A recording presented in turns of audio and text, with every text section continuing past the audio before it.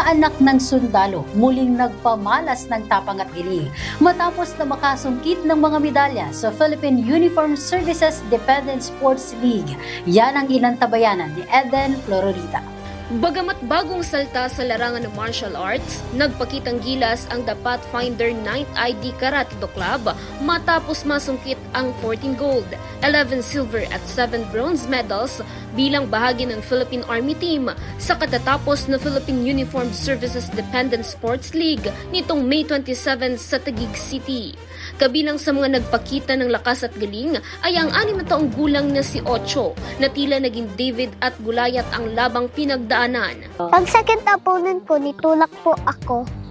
But nakascore ako 2 points. I will never surrender. Kasi meron ako ng madaming courage.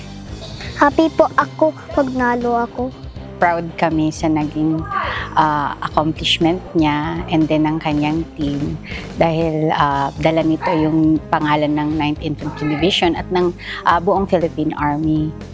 Kami po ay tuwang-tuwa yung buong appearance dito po sa 9ID Karate Do Pathfinder na talagang binibigyan ng pansin and suporta ng ating command, and then lalong-lalo na yung aming sensei, yung coach na talagang tutok talaga siya sa pagtitrain ng ating mga kabataan dito na mga dependents.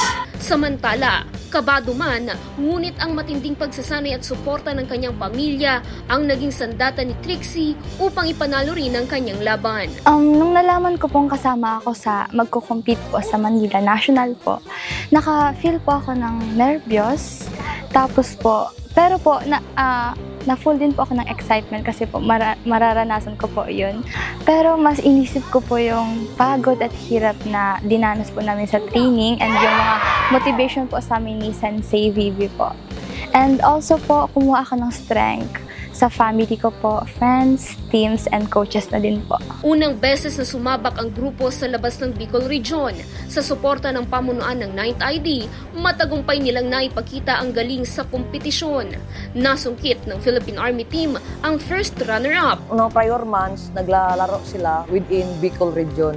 So, third time, nakikita ko yung potential nila na makapaglaro sa Manila. So, makikita ko din na magiging malaking potential sa kanila na mag-improve sila.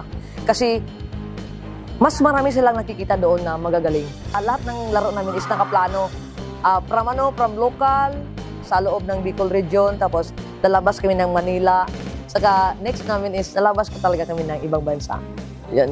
Ang nasabing aktibidad ay programa ng EFP na taong-taong isinasagawa kung saan nagsasama-sama ang mga dependents ng active personnel at civilian human resources mula sa iba't ibang uniformed services. Matatandaan na nito lamang buwan ng Mayo nang makuha ng grupo ang overall champion sa Okinawa Shorin Ryu Clan Regional Invitational Tournament sa Calabanga, Camarines Sur.